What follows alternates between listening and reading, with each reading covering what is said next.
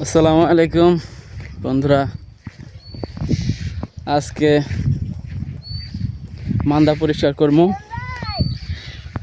মান্দা পানায় ভরে গেছে, তাই আজকে মান্দা পরিষ্কার করার জন্য যাইতেছি। শিপন আমার আগে চলে গেছে স্পিডে।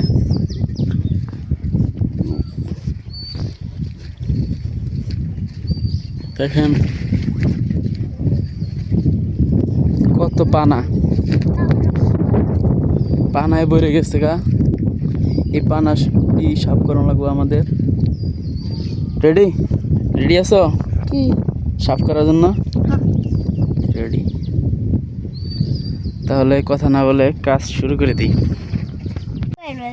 পানি চুলকায়, তাই বাজার থেকে ওষুধ নিয়ে আসছি চুলকানির। হ্যাঁ, বাজারে গেলাম যে পুকুরে নামবো, চুলকায়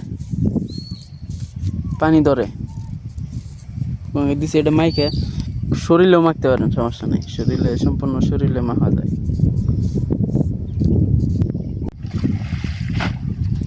কাজ শুরু হয়ে গেছে।